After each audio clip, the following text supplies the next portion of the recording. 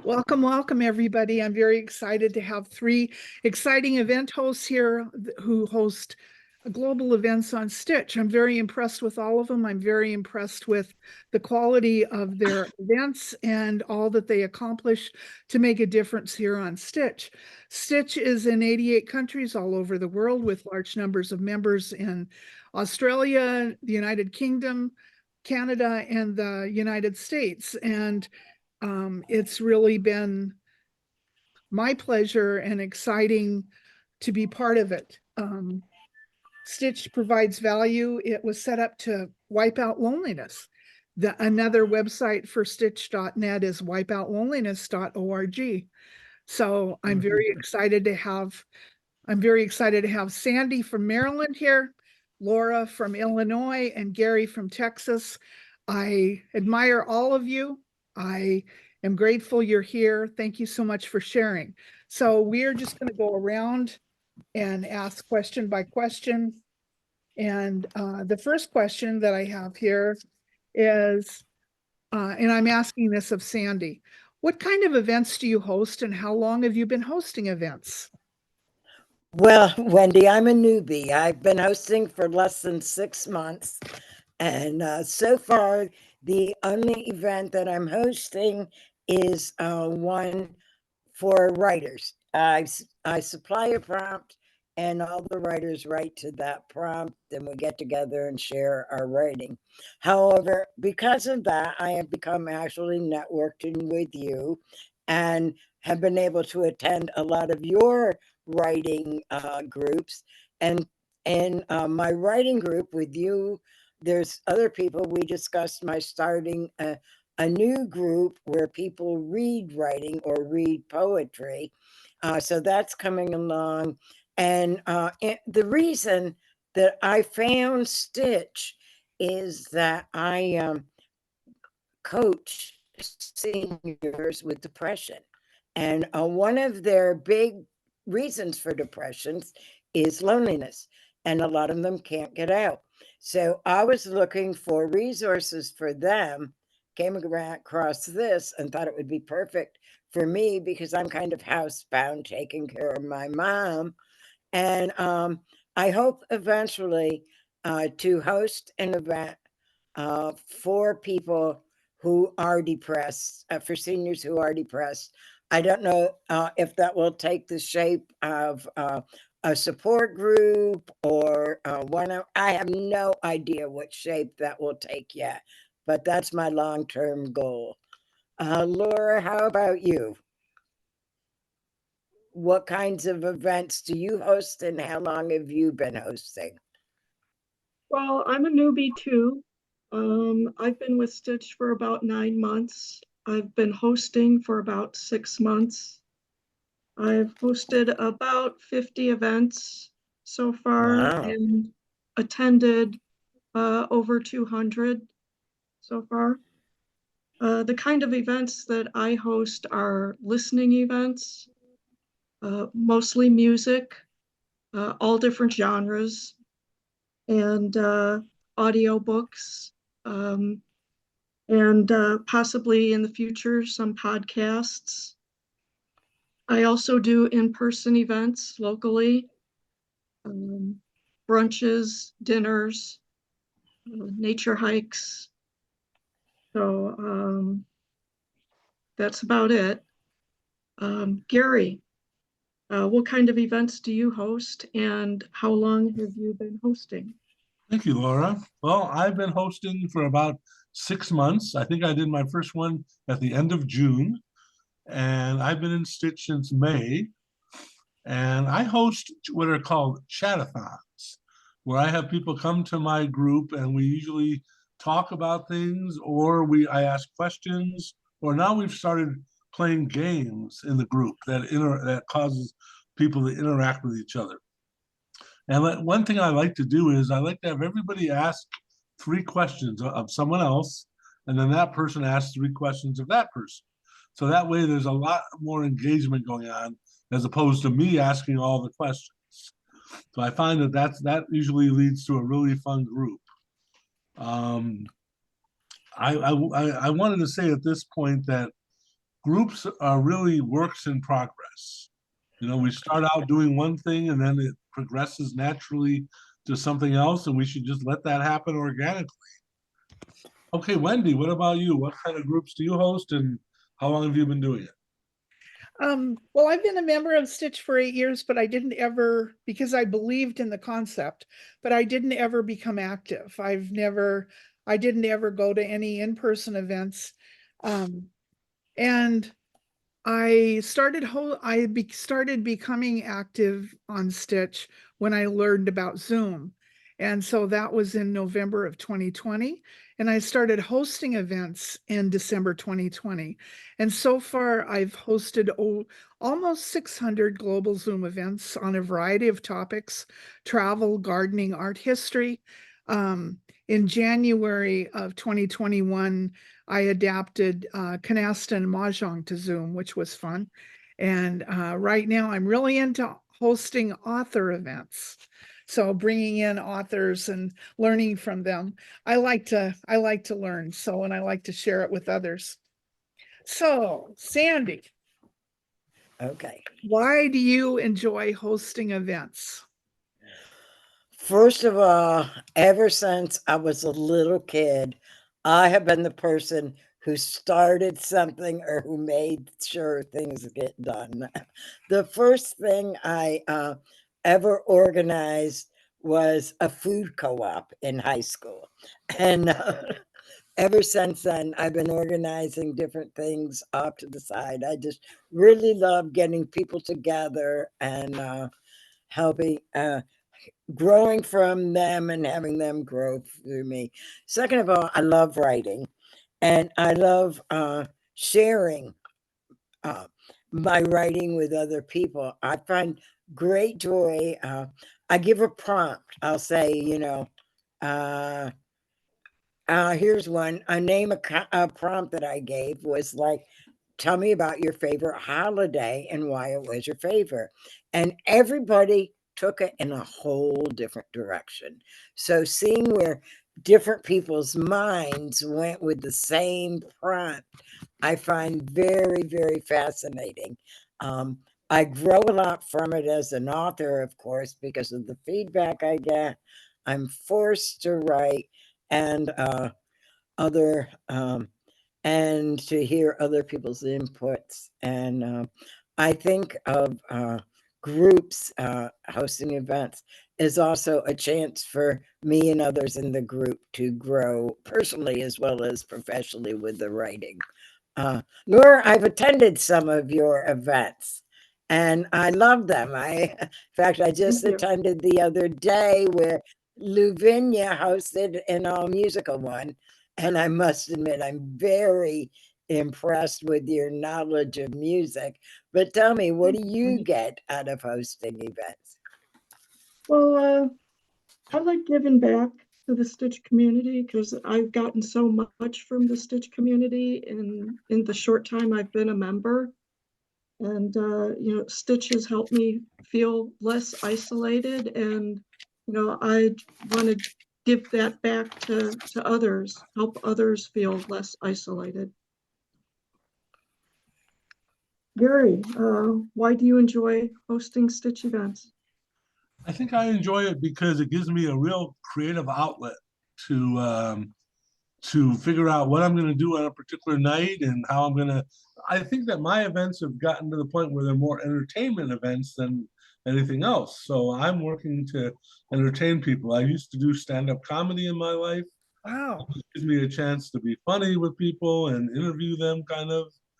And it's also about giving back. I love the giving back part, that I'm helping people get through their day, which I really like a lot because I feel that that's important. I don't like loneliness, and I'm sure a lot of other people don't like loneliness. And I always wanted to kind of be a talk show host. I feel like I'm a talk show host on my events. Yeah. And Right. I'm curious about people, and when you're curious about people, it usually shows, and you can ask them questions and find out more about them and bring them out somehow. Some people will come out easily. Other people are very shy and reticent to come out. So this helps them and helps me, and it's a win-win, I think. So how about you, Wendy? Why do you like hosting events? Well, the reason why Stitch was created to wipe out loneliness, this is something that's really important to me, and also helping people over 50, especially in my age range. I think it's people tend to disregard, or you become invisible once you hit a certain age. People discount you. People tend to think you no longer have anything to offer.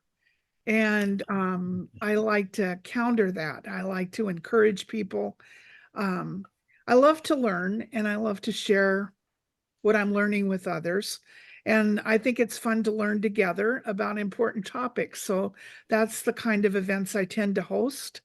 And Stitch is important to me, and I just really care about it. This is my give back to the community and my way of offering value.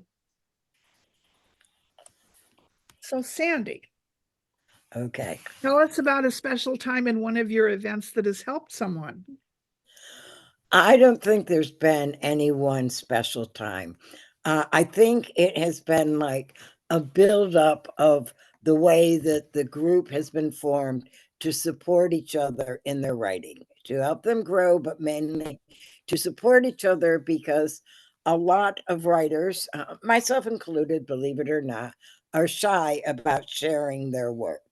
And so what I have been most proud of is one of the people in the group who is very shy and had expressed to me personally an interest in hosting the group, is going to host our next writing contest, our next writing meeting, and then wants to start a group of her own. So that's a great feeling for me. Okay, Laura, what's one moment that has stood out for you, or one event? Actually, I was able to help one of my local Stitch friends set up her first event in the area. So, I'm going to encourage her to do more, but that was a great feeling to get somebody else to try and help build up our local community here. And I also get lots of messages from folks who attend my online or virtual events, particularly we're in the middle of a book review, or not a book review, but an audio book listening series on introversion and introvert power. And it's not easy for introverts like myself to share things about themselves.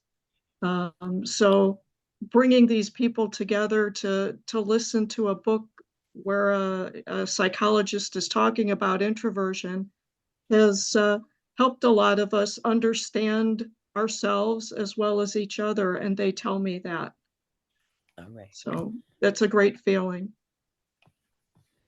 So Harry, tell us about a special time in one of your events that you've helped someone. Okay, that one sticks out like a sore thumb for me, which is good. I can tell you about it. I created something recently. I found something online called Slides with Friends, and it's like it's a thing where you can do like a PowerPoint for your people in your group, and you share the screen with it, and it allows people to take quizzes and surveys and do a lot of fun stuff. So I created several of these slides to show people, and they all enjoyed it. It comes with sound effects.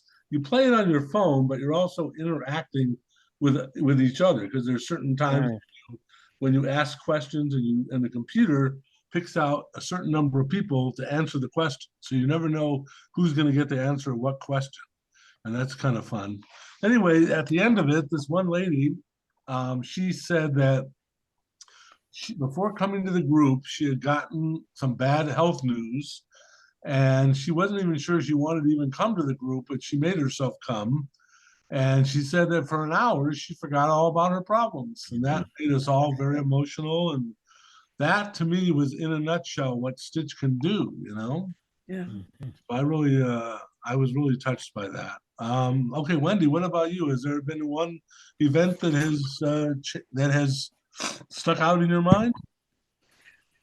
Well, No? the favorite moments in my events are when someone feels encouraged or feels like they belong, which is the goal, of course, of Stitch.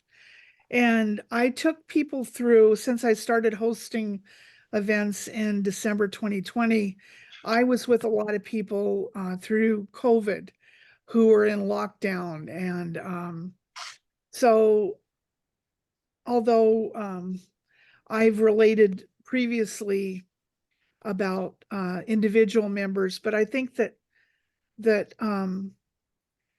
I think providing value and showing how we can all connect, whether we're in England or whether we're in Sydney, Australia, or whether we're here in the United States or Canada, where the majority of our members are.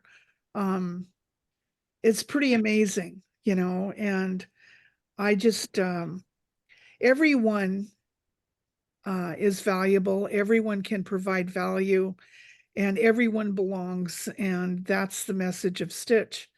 And I just really, I love it when people start hosting their own events, and that's really the reason why we're doing this event, is to encourage people to host events and show the wonderful things that that all three of you are doing. Mm. Okay, so now we're going to go on to question 4. So, Sandy, how has hosting events changed you? Oh, she's on mute. Hosting events, of course, it's helped me become a better writer, but it's also by hearing different people's writings, it's made me more aware and more open to different people's thoughts and value systems, and more accepting of people who don't necessarily see the world the way I do.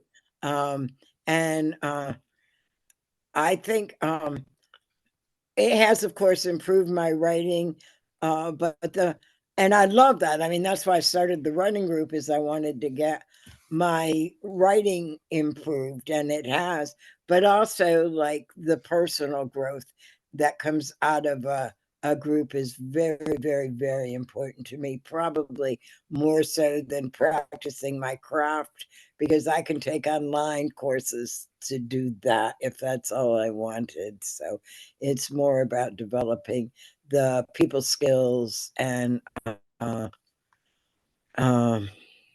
recently had to, like, offline politely tell someone that, like, they had to change the way they related to some of the people in the group, and that was very hard for me, but I did it very politely and ran it by Andrew or whoever, and so that was a challenge, but it's the people skills. That's what I really like to hone. Laura, how about you? How has it changed or improved you? Well, my in-person events have gotten me out of the house more. I've met some really nice people locally that I'm in touch with regularly now. And I often send them messages when I'm thinking of getting people together again and get their input, and see when they're available, so I can, you know, maximize the attendance and the opportunities for attendance. I've also become more physically active again. I'm getting out and doing hikes with my, you know, Stitch events. Haven't had a lot of turnout for those yet, but I'm going to keep trying. Um, I look at, local news and newsletters for events, possible Stitch events, possible reasons to get people together, thinking, hey, this sounds like it could be a good Stitch event. Maybe I'll post something. Never really did that before. I'm taking more interest in the local area and the events, public events in the local area to possibly bring Stitch members together. What else? I'm also more comfortable in groups now, particularly online. So it's kind of bringing me out of my shell a little bit, and I'm grateful for that. So Gary, how has hosting events changed you? Okay, thank you. I think that one of the things that's made me realize is that you can't please everybody all the time, Yeah. because people complain to me and say, why did you let that person talk so long? And I've had trouble being able to stop people from going on and on and on, because I'm not like that in my real life. Somebody wants to talk, I'll just let them talk. So I've had to kind of find a happy medium in that. And I just got myself a bell. And I'm planning on ringing the bell a couple times when someone's gone off the rails. I know Chi-Chi, I don't know if you guys know Chi-Chi in her group, but she says people say jellyfish if somebody goes off the rails. So that's one thing. It's also made me more creative. And as I discover all the different aspects of Zoom, like sharing the screen, I hadn't been doing that until fairly recently. So that capability enables me to do a little bit more. I haven't done the breakdown rooms yet or breakout rooms yet because I want to be part of everything. Yeah. That's how I kind of feel. I don't want to miss something that might be good. So, but I think I've been telling people Stitch is like a microcosm of life, in that you're thrown together with a bunch of people sometimes, and you may not like every single one to the same degree.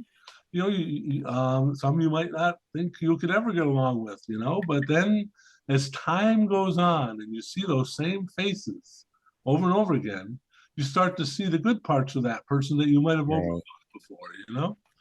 So, and one other thing I think it's done for me is I don't like to be a bystander. I like to be in the mix. And I think that those of us that lead the groups, we have some kind of personality trait that makes us want to do that and makes us want to kind of take control, if that's such a word, in that way.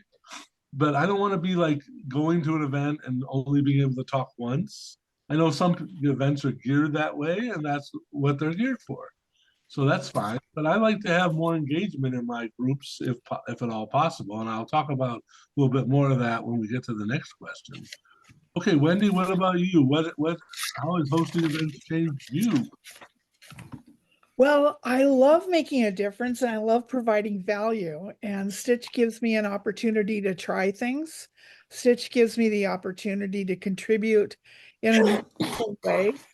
And I've learned so much by hosting events about people, about Zoom, about different topics. And I've just really enjoyed every minute. I love what I do and I don't ever want to give it up because I care very much about hosting events. So, Sandy, what tips and recommendations do you have for people who want to host events? Just 1 second. I'm having a Sure.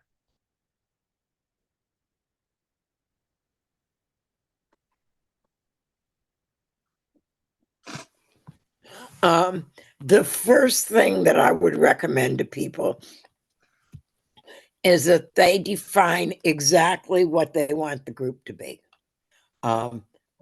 For example, like I knew I wanted my group to be different people writing different things about the same prompt. Laura's group, people listen to music, your group. I listened to an author, Gary, believe it or not, I was at one of your stand-up comedy routines. Oh, you did? And Okay. I enjoyed, yeah.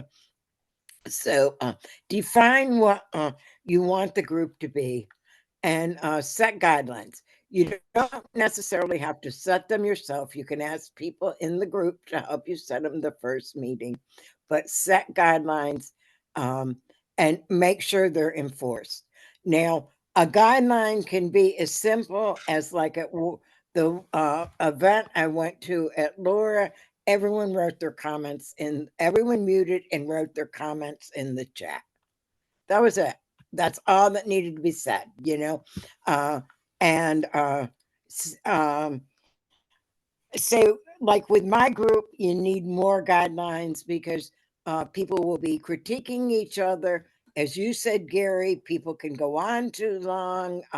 You have to have set people's expectations of what they want and enforce it, which I agree with you, Gary. It's not always that easy for me to personally do either, but I think it has to be done. And I think it's an area for me to grow in personally. And then I would say, just do it. Just like put aside your inhibitions, your insecurities, and just do it and have fun. And if you feel you need support in the beginning, I mean, there's a lot to be had. Laura's helping people start their own group. I'm helping someone start to. Wendy was a big help to me personally, and I know she's mentored many other people. And Gary, I can hear you've helped people too. So I just think that, you know, if you want something, if you feel something's missing, just jump in and do it. And that's it. Laura, how about you? Well, I would say be persistent. Don't take things personally if nobody shows up to your event. Sometimes people are nervous about meeting new people. I'm one of those people. So it might take an event or three for somebody to pull the trigger and decide they're going to come to an event.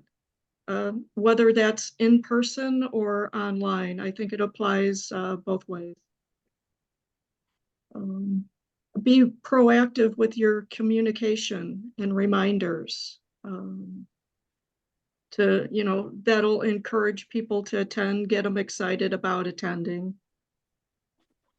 I like to acknowledge and greet new Stitch members who attend my events and make them feel welcome and, motivate them to attend other events and, eventually host their own events.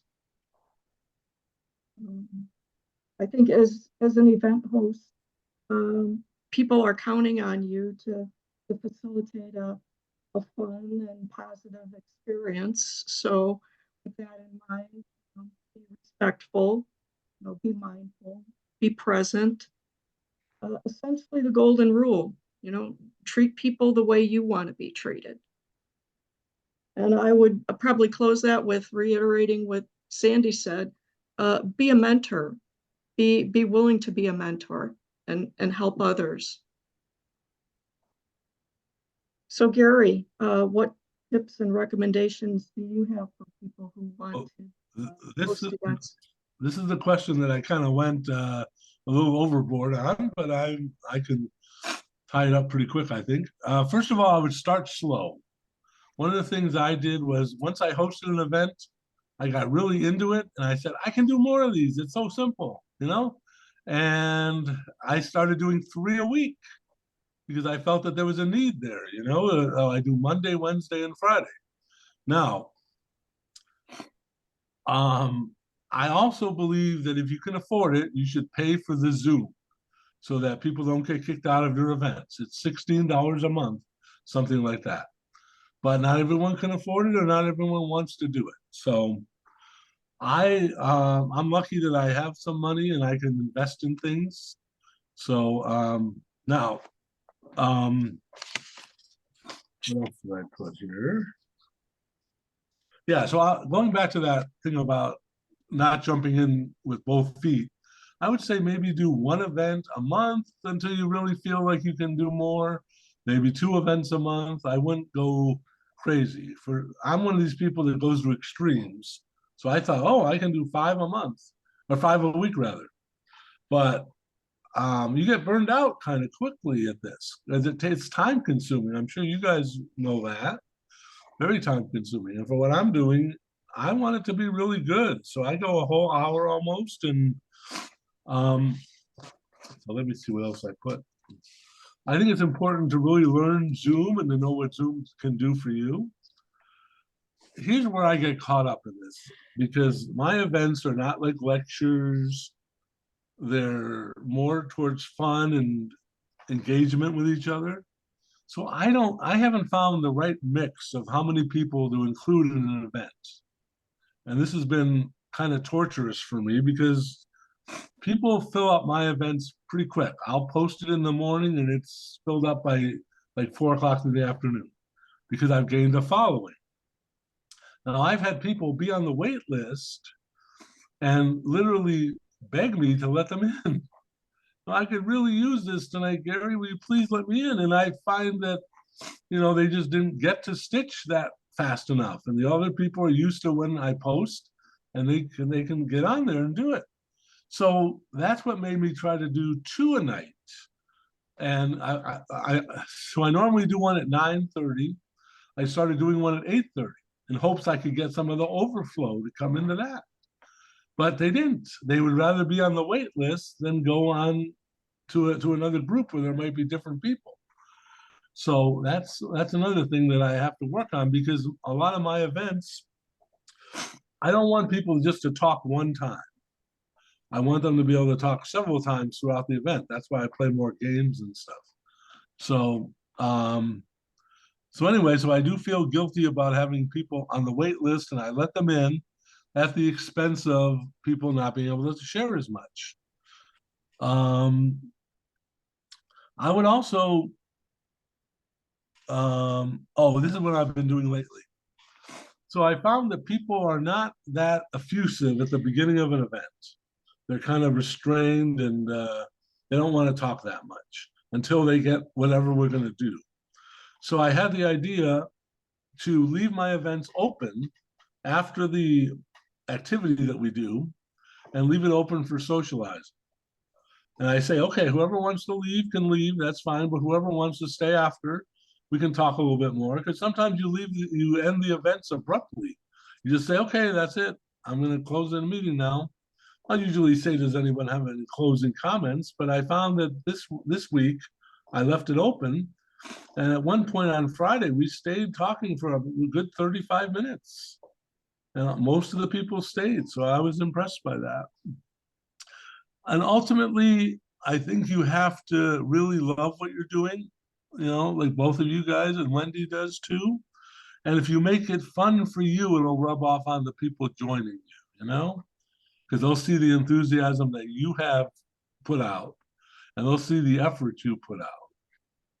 I actually did an event a couple of weeks ago with a Family Feud type kind of nature of it, structure of it. And I had spent so much time preparing the questions and stuff like that I didn't really rehearse for how I was going to run it. And I lost papers that had my team names on them, and I flubbed it all up.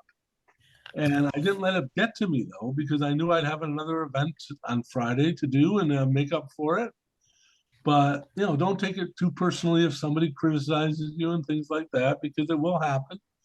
Not everyone's going to be hunky-dory about everything you do, So I tried to describe what I'm going to do in that particular event in the little ad thing that we have so that people aren't surprised by it, So Wendy, what about you? What tips and recommendations do you have? Well, I think to just begin. Just Uh-huh. step right in, begin. You can learn as you go. You get better as you go along, the more you do. You don't have to be perfect. Be patient with yourself and give yourself the opportunity to grow. You're making a difference for everybody who comes into your events. And if people come into your events, they obviously value you and your events. I think hosting an event is sort of like having a dinner party, you know, only you don't have to cook and clean. You're tending to everybody, you know, you're making sure everybody's okay, feel safe, have what they need, and feel included. And I think that's important. Well, I can't thank everybody enough for coming in today and sharing your thoughts. If anybody has anything else they want to say, please feel free to do so. I'm just really impressed with all three of you. Um, Sandy, I was very impressed with your writing events, how you keep everybody engaged, and the way you set it up um, with the writing prompts and you know, making sure that people, if they critique, that they say a positive comment and then maybe a suggestion and then back it up with another positive comment. I think that's important. And Laura, your events are very, very popular.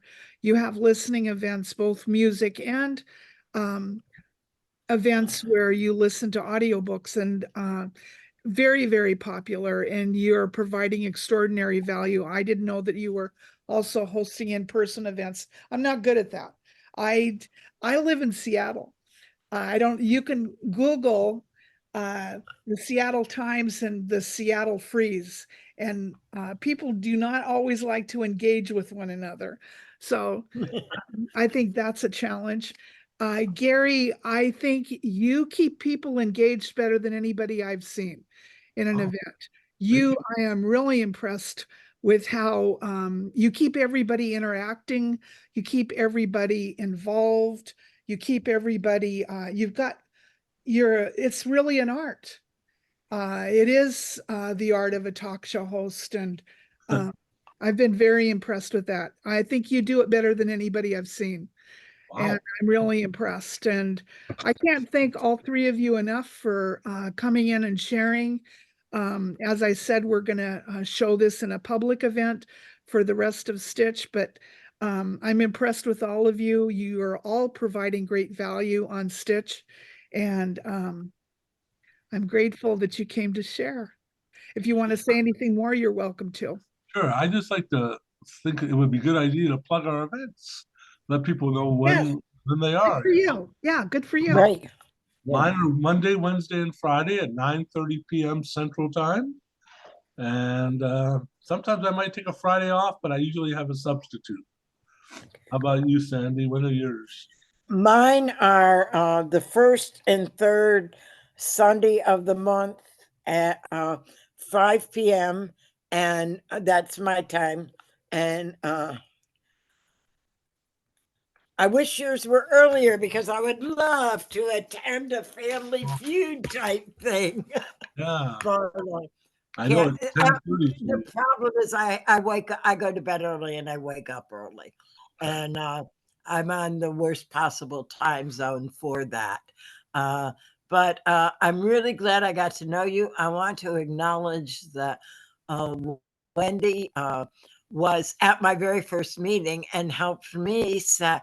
I involved the group in setting the guidelines, whatever, which I have years of experience running meetings, so I can't take credit for this. But Wendy was very much a mentor in that first meeting because she was so experienced. So I just want to acknowledge that. No, And were you guys nervous when you did your first meetings? no, No? I was not. But as I said, I have been like since I was in high school. In fact, I actually, instead of working for other people, like started my own company, small little companies, but little companies. And but I just have always run meetings and done a lot of volunteer work, and that's where I picked up the what I call a praise sandwich, say something positive and then critique, because I see that the goal is never really the stated purpose. Like my goal is never really to get better at writing or for others in my group to get better at writing. My goal is really that everybody in the group becomes more self-confident and more comfortable talking about their writing. And Wendy intuitively knew that and jumped in and helped me lead the group in developing guidelines that would lead towards that. And it sounds to me, Gary, like you just do the same exact thing. And I don't see Laura anymore, but that's probably my screen. There Oh, she is. oh, yeah. And does that too. So So how about your meetings, Laura? What are they? My audiobook listening events are usually on Thursdays at 8 p.m. Central.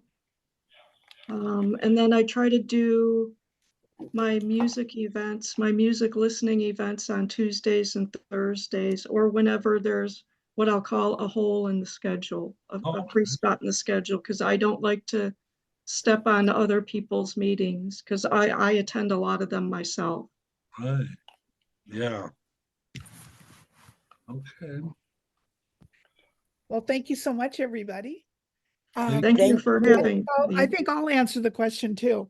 I answer the phones. I work part-time from home and I answer the phone for a cruise line. And so sometimes it's hard for me to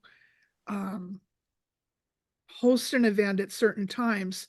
My author events, I'm letting the authors pick the time, the day, and the time, the date. So I have 3 groups that I host out of. One is Aging Backwards, and that is on nutrition, longevity, and healthy aging. And I like hosting events on that. Another one is museums and travel and art history. And so I often host events. I try to do one of everything at least once a month. And then I also like doing couture fashion. And so that's fun. Runway fashion events. I think that's fun. So I can't do everything all the time, but I love having my feet in the mix of all of it. And I love hosting events. Well, I can't thank you all enough for coming. I think you're all 3 awesome. I'm very impressed with all of you. You provide value to Stitch and to everybody who comes into your events. Thank you so very much for coming, and I'm going to stop the recording now.